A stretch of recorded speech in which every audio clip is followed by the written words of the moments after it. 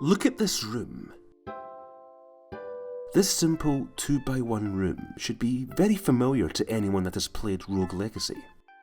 It's the first room you see each and every single time you enter Castle Hampson. The rest of the castle is procedurally generated, but this room is a constant. It's always there. After running through this room for the 300th time or so, I came to a bizarre realization. I wasn't sick of it yet. It only takes a few seconds to pass through, but those seconds can add up. I feel that I should be at least a little bit fed up with this room by now, yet I also can't picture Castle Hampson without it. What is it about this room? What does it add to the overall experience? How were the designers able to make it so that you never got bored of passing through it? Let's first start with the mindset of the room, however, which is quite peculiar when you think about it. You've clearly entered the castle, thereby starting your run, though the familiar nature of this room essentially makes it an extension of the hub, or safe haven if you will. There's no turning back, but you're also safe for the time being, giving you an extra second to prepare yourself for the trials to come, which is actually the key word of this video and the word I would use to describe this room as a whole. Preparation. Preparation of your skills and your character. There's a map on the wall allowing you to prepare your run and suggesting the direction you should head in. But what I really want to talk about are these things. One of the main memories I have of this room simply involve whacking away at the breakables. Instead of being lumped together in a corner or something, they are spread out across the entire room, giving you something to do along the way. Smashing stuff is always fun, and for the first hour or so that's all you'll think of them. But as time goes by and your skills improve, you'll start looking at them differently. You'll begin to learn the earliest point at which you can swing and still hit the objects. You'll try to time your swing perfectly so that you can break items and collect coins without having to break your stride. Whether you succeed or not doesn't really matter. You're still learning how to play the game and getting a handle for how it controls and the timing of your swing and your hitbox. This stood out to me in particular when, on one run, I played as a dwarf. I found that my timing was suddenly way off.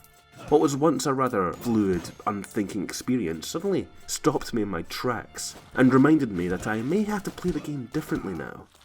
These measly breakables provide a surprisingly robust function. Not only are they a primer for what's to come, but they're also useful for breaking in a new character. They definitely serve that function more than running about outside does. They're also spread out in such a way that, should you really want to, you could show off your skills further by doing this. Another important thing about the placement of these breakables is that they're all kept on the ground. Not only allowing you to do this, but also ensuring that you don't have to jump to reach them. You go from one end to the other, hitting all the objects along the way just by pressing right. This helps maintain the flow of the room, a mindset that also translates to the physical design of the room itself. If the room was just a standard narrow corridor, it would be sufficient, sure, but also boring. If ledges and gaps were added, it would be more interesting, but would also hurt the flow that the room is going for. This is why the slopes were put in. They make the room look a lot less plain, whilst still letting the player just casually walk through it without having to jump or get caught in the environment.